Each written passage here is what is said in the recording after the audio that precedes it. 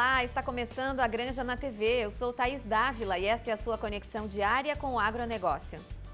O programa de subvenção ao prêmio do Seguro Rural deve passar por mudanças já no próximo Plano Safra. A informação foi revelada pelo secretário de Política Agrícola do Ministério da Agricultura, Guilherme Campos, durante o workshop sobre os impactos das mudanças climáticas na agricultura brasileira e a evolução da agenda do Seguro Rural na Fundação Getúlio Vargas, em São Paulo. O secretário promete que as mudanças ocorrerão para ampliar a cobertura aos produtores.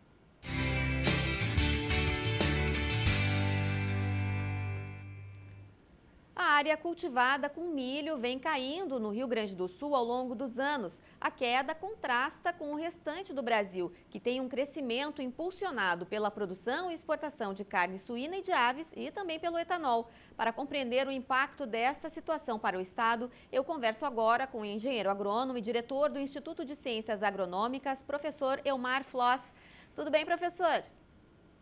Tudo bem, olá, Thaís, é um prazer te reencontrar e participar do teu programa para falar dessa cultura tão importante. Verdade, obrigada. Milho, né? Obrigada, professora. Agora eu queria saber o tamanho dessa redução que o senhor menciona, que vem reduzindo aí ao longo dos anos aqui no estado. É uma redução muito preocupante do ponto de vista de autossuficiência, por exemplo? É verdade, eu até vou olhar minha cola aqui. Se nós pegarmos aí a safra 1976-77, o Rio Grande do Sul plantava 1.673.000 hectares de milho. E nessa safra 2023-24, a área foi de 814,9 mil hectares apenas. Então, veja, praticamente pela metade reduziu a área. E essa safra em curso, 2024-25, a área foi menor ainda, determinada principalmente pelos problemas da cigarrinha, da doença do molicute e principalmente regiões muito importantes da produção de milho, como são os campos de cima da serra, a região Lagoa Vermelha, Vacaria, Bom Jesus e arredores, reduziu muito a área em função desse problema. Então, essa área diminuiu enormemente e ela foi ocupada pela soja, e a produção que nós tínhamos de 2.600.000 toneladas na safra 1976-77, ela chegou na safra 23-24 a 4.850. E isso dá um déficit para o Rio Grande do Sul de aproximadamente 2 milhões de toneladas de milho para manter essa produção animal atual que nós temos, a produção de suínos, aves, o uso na complementação de gado leiteiro, além da produção de ovos e assim por diante. Enquanto a produtividade cresceu em função da tecnologia, ela cresceu de 1.602 quilos para 5.952, mas ainda essa produtividade por unidade diária ainda é baixa, porque hoje produzir menos de 100 sacas de milho por hectare é realmente considerado um rendimento baixo. O potencial genético dos materiais, as tecnologias de manejo disponíveis permite a obtenção de 150, 200, e nas melhores áreas, com os melhores materiais, a melhor tecnologia de manejo, quando o clima ajuda, a produzir até 250 sacas por hectare. Agora, professor, diferentemente do restante do país, que a gente falou aí na abertura que tem uma ampliação aí da cultura do milho, aqui no Rio Grande do Sul o produtor precisa optar, né? Ou soja ou milho, por exemplo, no verão. E lá no Centro-Oeste eles plantam, em geral, a soja e, na sequência, o milho safrinha, que é a segunda safra que não para de crescer. Aqui no estado, essa questão do custo de produção da cultura do milho, em função desses problemas que o senhor mencionou, além do fato de ser uma cultura um pouco mais sensível e as questões climáticas, tem contribuído para essa opção aí pela soja, por exemplo? É verdade. Nós estamos, principalmente nos últimos anos, veja, nos últimos 6 anos, estamos aí com o 4º ano com déficit hídrico e principalmente nas missões, por exemplo, onde a área de milho foi bastante grande. Esse ano, quem não tinha irrigação perdeu o milho, porque parou de chover mais cedo.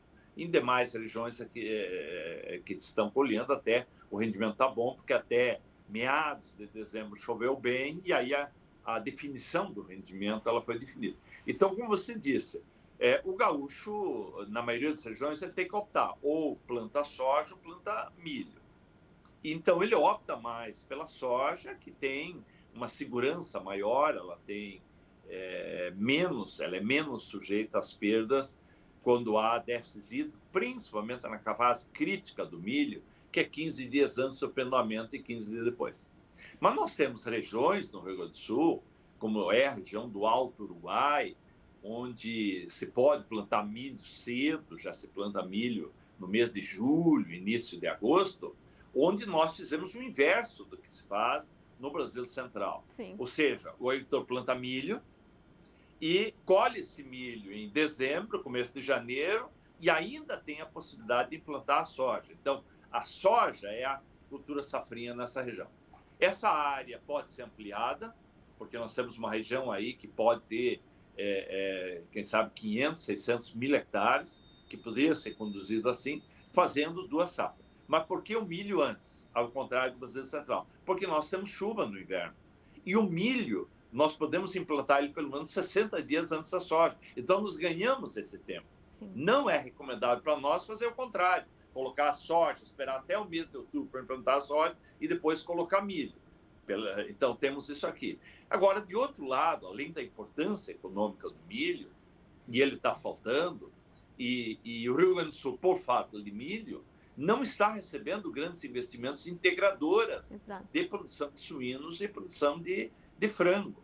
Ora, o Brasil bate recordes de produção e de exportação de carne de suíno e frango a cada ano que passa. E quem se beneficia principalmente com isso é o estado de Santa Catarina, o estado do Paraná.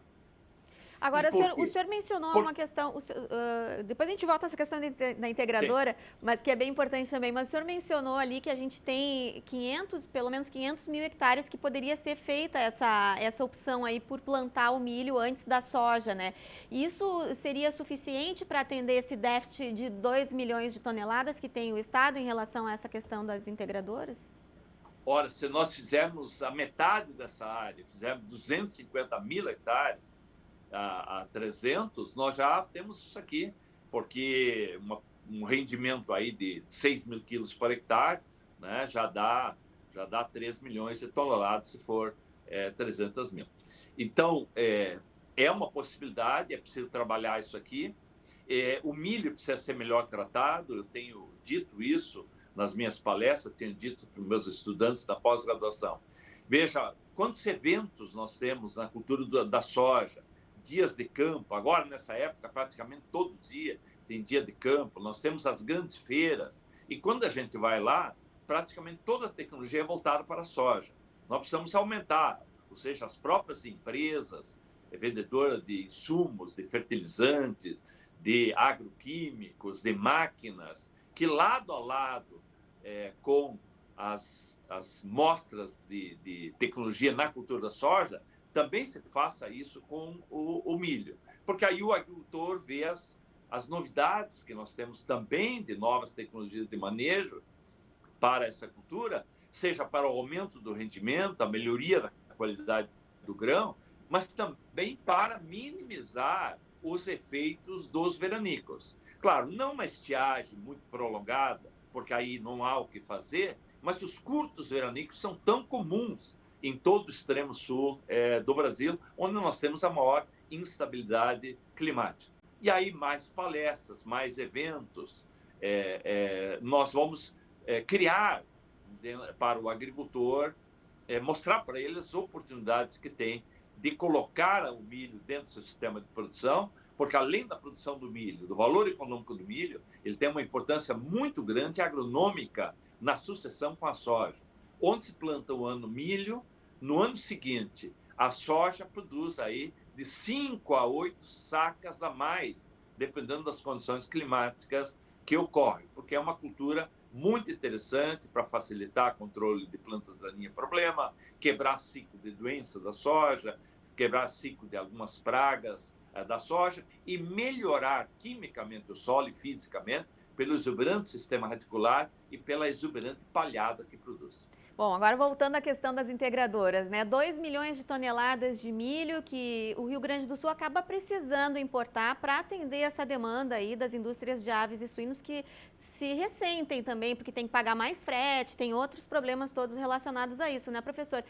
Falta talvez o produtor, além de ter esse entendimento aí dessa possibilidade de ter uma primeira safra de milho aí antes da soja, o entendimento da vantagem, dessa liquidez que ele vai ter e de descolar um pouquinho também do mercado internacional, porque o mercado físico acaba tendo números diferenciados em função dessa demanda, né? É verdade, é verdade. Evidentemente que isso ajuda muito. Hoje se traz milho, inclusive, déficit, de muito longe, do Mato Grosso. E o nosso transporte rodoviário, que é o transporte mais caro que existe no mundo. O mundo inteiro, a longas distâncias, ele usa o trem. E o caminhão é usado para o transporte da estação ferroviária, para o consumo, então, da produção para o trem. Então, mas só que o que acontece? O Mato Grosso, que é o nosso maior produtor hoje de milho do país, ele praticamente está consumindo o seu milho no etanol. Sim. Então, ele tem, na verdade, o farelo, vamos chamar assim, o DDGS, né, que é o mosto seco obtido depois da fermentação do milho para a extração do etanol, que pode vir. Praticamente não temos mais. O próprio Santa Catarina sofre com isso. Santa Catarina se abastece muito do Paraguai. Paraná já não é mais autossuficiente, porque a integração da produção de suínos, aves e até mesmo de peixe, como a tilápia, está crescendo muito e todos esses animais se alimentam de farelo de soja e de milho. E o que aconteceu no Paraguai? O Paraguai reduziu a área de milho também, em função, principalmente, das condições climáticas desfavoráveis dos últimos anos. Tem um ponto de atenção bem importante até para as entidades, para as lideranças e para o próprio governo do estado, porque a gente vê muitas iniciativas em cima da irrigação, que é claro que podem e devem ajudar aí o produtor na safra de verão, mas essa mudança aí de sazonalidade, digamos, da safra do milho poderia fazer uma diferença enorme para todo mundo, né, professor? É verdade, você beneficia o produtor, você beneficia o município, e se beneficia o Estado como um todo, né? Porque agrega na economia circular e aumenta empregos, aumenta renda e aumenta impostos também para o setor público. Porque em vez de estar comprando milho... Sem dúvida alguma. Perdão, porque em vez de estar comprando... Vai lá, professor. Principalmente nas regiões onde nós temos os bolsões de seca maior, que são as missões, vamos imaginar desde Santa Rosa, Santo Ângelo, vai em direção a São Borja, São Luís Gonzaga, é de fundamental importância plantar o milho em área irrigada. Então, a área de irrigação cresceu nos últimos anos, é bom que se diga, mas ela deveria ter crescido mais. E por falta, muitas vezes, de investimento. Ou seja, ainda temos muita burocracia na liberação ambiental para a construção de açudes e armazenar a água do período que chove para o período onde falta chuva, que é tão comum aqui no Rio Grande do Sul. E muitas regiões a irrigação não é feita porque falta energia elétrica trifásica. Então, são gargalos que precisam ser resolvidos para permitir uma maior área irrigada e aí, nessa área irrigada, fazer 2 safras, é possível fazer 2 safras e também aumentar, além do rendimento, se pode acelerar isso ainda, porque se eu tenho a garantia que não vai ter déficit hídrico, não vai ter uma estiagem, eu posso investir melhor em práticas de manejo que aumente a expressão do potencial de rendimento que os híbridos de milho hoje têm. Muito obrigada, então, professor, pela sua participação.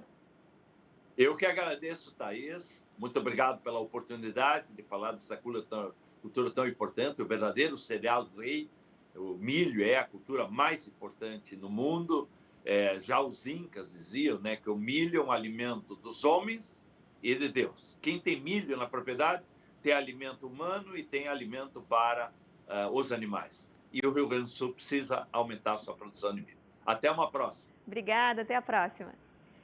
A Granja na TV faz um rápido intervalo, em seguidinha a gente volta. Até já.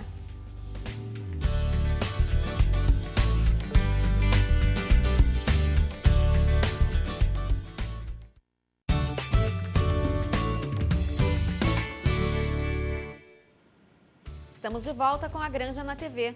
Já imaginou você mais perto do seu sonho?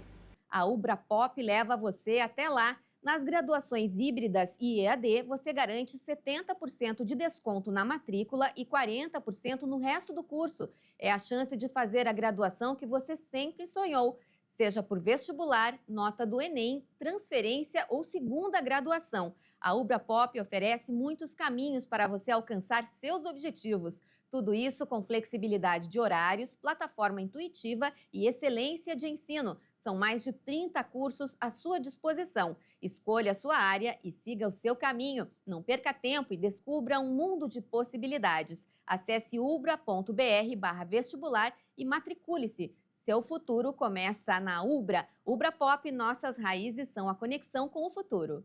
Chegou a hora de conversarmos sobre sustentabilidade com o produtor rural, nosso parceiro, diretor vice-presidente da Farsul, Domingos Velho Lopes. Olá, Thaís. Uma satisfação estarmos aqui no nosso programa. E hoje a pauta é extremamente importante, que vamos falar sobre o acordo sobre ação civil pública que havia entre o governo do estado como réu e o autor era o Ministério Público Estadual, que versa sobre o bioma Pampa. Extremamente importante este acordo, porque era uma ação civil pública que já corria desde 2015 no Judiciário Gaúcho, na qual havia uma liminar que questionava e botava em dúvida, por questão de precaução, a situação da reserva, da base de cálculo da reserva legal, se as áreas de campo nativo haviam antropizado ou não haviam antropizado, o bioma Pampa. Então, desta forma, a Federação da Agricultura, a Federação dos Trabalhadores da Agricultura Familiar e a Fedearroz eram assistentes do governo do Estado em razão do enorme interesse que havia nesta pauta. E, após 10 anos, onde nós tínhamos uma liminar que impedia o setor produtivo de realizar qualquer licenciamento sem averbar 20% de reserva legal sobre a totalidade da área e fazendo com que essa averbação destinasse esses 20% para sempre como uma atividade única a ser executada, a pecuária extensiva, era muito importante para o setor produtivo. Neste meio tempo, houve as regras transitórias, que é o artigo 68 do Código Florestal Nacional, a qual consolidava as atividades anteriores a 22 de julho de 2008, tais como açudes, barragens, sedes, florestas plantadas, como eucalipto, acácia e pinos, e as lavouras. Então, o reconhecimento do Ministério Público das regras transitórias, excluindo essas áreas comentadas da base de cálculo da reserva legal. E o entendimento aí do governo do Estado, junto com o Ministério Público, de que os campos nativos utilizados com pecuária, onde houve dessecação, aragem ou gradagem, estas saem da base de cálculo e as áreas que tinham somente sobressemeadura de exóticas forrageiras, elas ficarão na base de cálculo da reserva legal.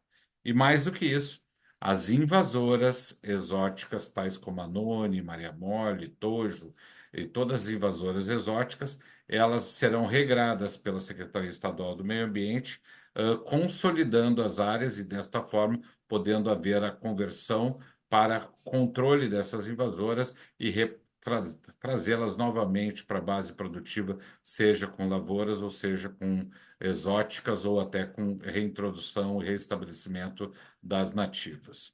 Então, este é um acordo extremamente importante, que traz segurança jurídica ao produtor rural, uma vez que a metade sul do estado do Rio Grande do Sul não solicitava nenhum licenciamento porque discordava do 20% de reserva legal como base de cálculo sobre toda a matrícula e consolidou aquilo que era regrado pelo Código Florestal Nacional e avalizado e declarado constitucional pelo Supremo Tribunal Federal, que era o artigo 68 das regras transitórias. Então, esse é um acordo extremamente importante para o Estado do Rio Grande do Sul e que vai trazer muita segurança para o produtor rural e vai destravar o CAR o preenchimento do CAR de forma adequada no estado do Rio Grande do Sul.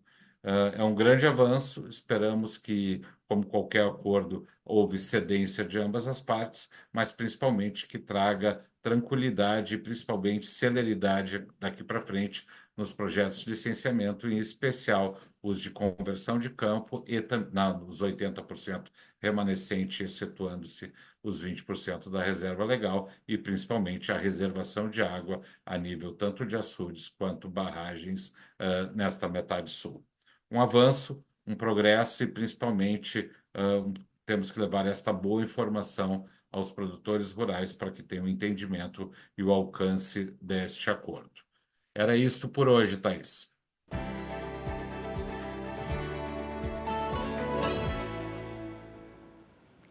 Saímos daqui, vamos para a Europa com o nosso correspondente Leandro Mariani Mitman, que hoje nos traz informações sobre problemas na qualidade do solo na Europa. Vamos conferir. Thaís, eu estou aqui numa pequena lavoura da União Europeia, uma geada muito forte se formou, está a menos 4 graus. Aqui na minha cidade, Kaiserslautern, todos os dias se forma geada, a menos que chova, obviamente. E hoje está uma geada bastante forte aqui, que atingiu aqui essa pequena lavoura aqui, que nesse momento do inverno não tem nenhum cultivo. Eu não lembro exatamente o que estava plantado aqui no verão. Mas enfim, eu estou aqui para falar hoje não exatamente do que está em cima do solo, mas do que está embaixo. A questão da qualidade dos solos europeus, ou da União Europeia mais especificamente. Acabou de sair um relatório elaborado aqui pela Agência Europeia do Ambiente, em parceria com a Comissão Europeia, que concluiu o seguinte: 61% dos solos da União Europeia estão degradados, eles sofrem algum processo de degradação. Ou seja, a gente pode falar aí de 2/3 aí dos solos da União Europeia tem algum processo de degradação. Eles listaram aí 18 processos de degradação de solo, que eles acabaram agrupando em 9 temas principais assim de degradação: erosão, poluição, impermeabilização, perda de biodiversidade do solo e nutrientes, perda de solos orgânicos, perda de carbono orgânico no solo, compactação e salinização. Ou seja, tá aí algo muito grave assim para essa questão. A gente sabe da importância de bons solos para boas produções agrícolas. Lembrando que a Europa, o agro aqui da União Europeia já vem sofrendo alguns outros processos assim que tem a ver muito com mudanças climáticas. O último verão foi muito pesado assim para a produção agrícola aqui na União Europeia, quanto a perdas de produções em diversos países, de diversos cultivos, para a questão de altas temperaturas, mais altas que a média dos últimos anos, e estiagem, né? A gente já trouxe aqui vários números, muitas perdas. Aí depois acabou o verão, ainda teve a cidade de Valência, na Espanha, a região de Valência, na Espanha, que é uma região muito produtora de frutas e hortaliças, também teve uma chuvarada muito forte, que acabou causando danos generalizados assim, em cultivos e em estruturas para cultivos como estufas, por exemplo. A gente também já abordou aqui. Mas falando de solo exatamente, a Europa está muito preocupada com essa questão dessa degradação de solos. Eles listam esse levantamento, ele é bastante amplo. Eles citam, por exemplo, a perda de 2 bilhões de toneladas anuais de solo em razão da degradação, vamos dizer assim, desses processos que eu acabei de listar aí, de compactação, de erosão e tal. Eles até lembram que isso levaria séculos ou milênios para a recuperação. A gente lembra que, como também já trouxemos aqui, que o plantio direto não é exatamente uma prática, o sistema direto não é uma prática muito adotada aqui. E esses solos aqui atrás, dá para ver, eles gelou, isso aqui depois ele é revolvido para ser semeado, enfim, algo que não acontece no Brasil. Ou seja, e também eles ficam muito desnudos, sem proteção, seja de cobertura morta ou viva. Eu já fiz vídeo, já estive em lavouras aqui, e esses solos, eles simplesmente é aquela terra a céu aberto, sabe? Ou seja, isso tem uma relação, quem entende um pouco aí, o Brasil aí, que é um craque na produção agrícola aí, deve entender direitinho o que significa um solo sem proteção, sem cobertura, seja a cobertura verde e cobertura morte. E aqui é muito comum a gente ver solos assim completamente, como eu disse, desnudo a céu aberto. Isso tem uma relação direta com essas perdas de solo aí, que eu acabei de mencionar. Enfim, eles mencionam, como eu disse, uma série de situações aí que atinge esses solos europeus. Há outro que me marcou muito, que tem até a questão de um país que não é exatamente da União Europeia, mas integra a Europa, óbvio, a Ucrânia. A Ucrânia, além de ter problemas de degradação do solo, tem um outro assim. Se fala em destruição severa do solo ucraniano decorrente do ataque russo, com uma estimativa de mais de 10 milhões de hectares de terras agrícolas degradadas devido ao conflito.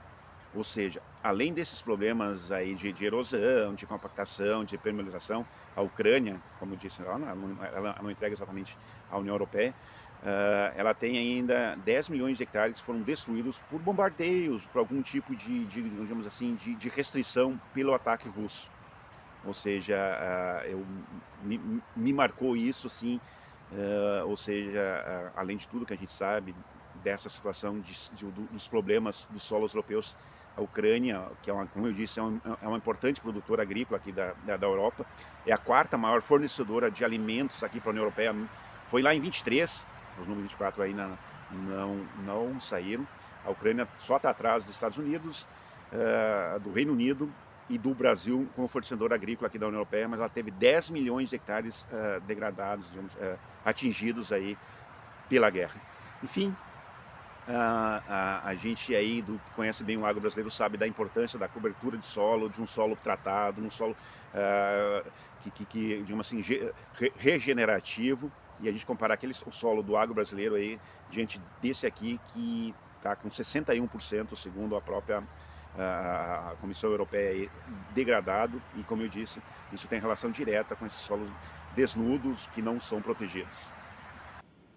É verdade, Leandro. O solo brasileiro tem uma maior proteção. A Granja na TV de hoje fica por aqui. A gente volta amanhã com mais informações para você. Até lá!